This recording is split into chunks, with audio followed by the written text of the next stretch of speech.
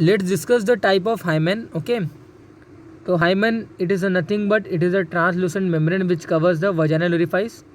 Okay, it protects the from so many infection. Okay, that infection can go up to the internal genitalia as well. Okay, तो उस infection को prevent करने के लिए ultimately एक hymen की membrane vaginal orifice को cover करके रखती है. Okay, but there are number of type or there are many types of hymen. Okay, depending on the number of condition. So ultimately we have a 5 type of hymen. Okay, annular hymen, cribriform hymen, septate hymen, imperforated hymen and paras introitus. Okay, these are the 5 type of hymen. So first of all, before discussing these types, okay, let me discuss these parts. Okay, तो ultimately ये हमारा labia minora होता है. Okay, labia majora एक adipose tissue की folding होती है. Okay, दोनों साइड अल्टीमेटली दो फोल्ड जिन्हें हम लेटरल लिप बोलते हैं. ओके, तो दो अल्टीमेटली फोल्ड जिन्हें हम लेबिया मेजोरा बोलते हैं. इन दैट सेम वे ये हमारा क्या होता है, ये लेबिया माइनोरा होता है, जो कि लेबिया माइनोरा एक वेस्टिब्यूल को फॉर्म करता है, ट्रायंगुलर स्ट्रक्चर्स को फॉर्म करता है, जिन्हें हम क्या बोलते हैं, वेस्टिब्यूल बोलते हैं. और उस वेस्टिब्यूल में ये जो ओपनिंग आपको विजिबली हो रहा है, ये एक यूरेथ्रल ओपनिंग है. ओके, ये पूरा एरिया वेस्टिब्यूल है. इस वेस्टिब्यूल में ये वाला एरिया जो है, ये जो ओपनिंग है, ये यूरेथ्रल ओपनिंग है.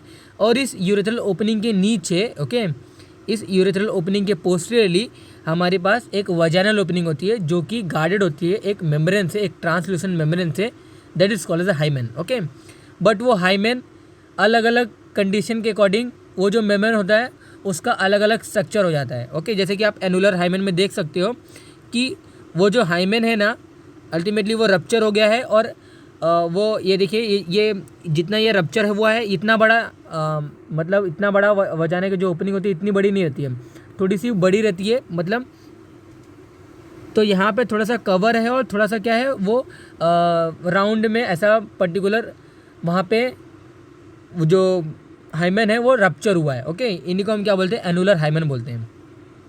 इम्परफोरेटेड हाइमेन मतलब क्या, इतना बड़ा अगर कोई वजाइनल की ओरिफाइस होगी, ओके, यानी कि वजाइनल कैनाल की अगर ओपनिंग होगी, तो इतना बड़े वजाइना की ओरिफाइस को कवर करने के लिए इतना बड़ा हमारा vagina, that our hymen. Okay, बस वो जो हाइमेन है ना, उसमें बहुत सारे ऐसे क्रिबिफॉर्म यानी कि बहुत सारे ऐसे डॉट डॉट डॉट ऐसे स्ट्रक्चर्स विजिबली हो रहे हैं, यानी कि थोड़े से ऐसा जाले टाइप का दिख रहा है, ऐसा थोड़े से जो हमारे जो नेट्स होते हैं वैसा विजिबली दिख रहा है. ओके, इन्हीं को हम क्या बोलते हैं, क्रिबिफॉर्म हाइमेन बोलते हैं.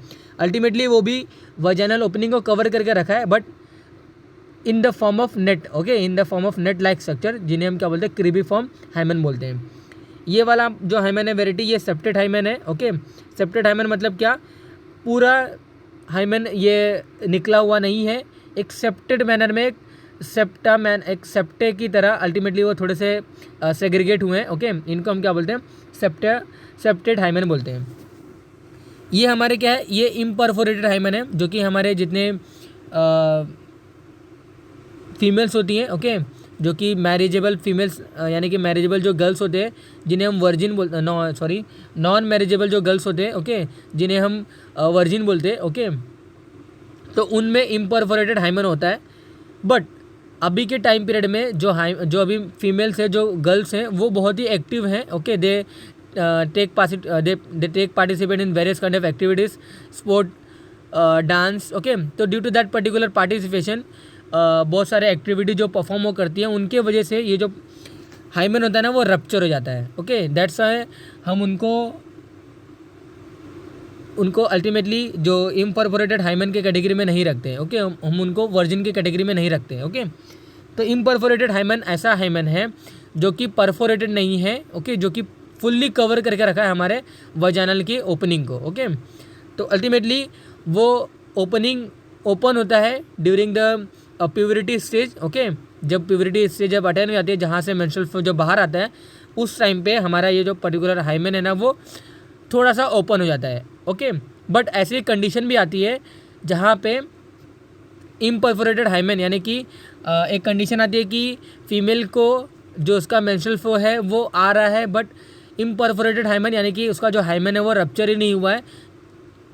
ओके, उसका जो हाइमेन है वो रप्चर ही नहीं हुआ है, और अल्टीमेटली जो मेंस्ट्रुअल फ्लो होता है ना, वो इंटरनली पूरे वजाइनल कैनाल में फुल होके भरा हुआ रहता है और बाद में वो यूट्रस के रीजन में जाता है। ओके, तो उस रीजन में फीमेल को बहुत ही पेन होता है। ओके, तो that is reason of that particular kind of things. Okay, इनको हमने क्या बोला है, इम्परफोरेटेड हाइमन बोला है। ओके, तो हम पार्ट को डिस्कस कर रहे थे, तो ड्यूरिंग दैट पर्टिकुलर डिस्कशन मैंने ये पर्टिकुलर चीज़ नहीं बताई थी कि ये जो स्ट्रक्चर है ये हमारा क्लिटोरिस होता है, एक फीमेल का क्लिटोरिस है, और ये जो स्किन जो दिख रहा है ना, ये अल्टीमेटली क्या है, प्रिप्यूज है। Okay, ultimately labia minora anteriorly form a prepuce, okay, form a skin like which covers the clitoris, okay, that is prepuce, ये मेरा clitoris, ये labia minora form a triangular like structure that is called the vestibule, has a 2 opening, urethral opening, okay, vaginal opening is guarded by or covered by our translucent membrane that is called the hymen, and that hymen has a different types depending on the condition, depending on the structures. Okay, we have seen the annular hymen, we seen the cribriform hymen, we seen the septate hymen, and fourth one is imperforated hymen. Okay, that is not open, but it may open in marriage. Okay, but when female marriages, okay, तो during that time जब वहाँ पे ejaculation होता है penis का, जब ejaculation sexual intercourse होता है, during that condition this hymen may rupture, but there are numerous cases where the hymen is as it is.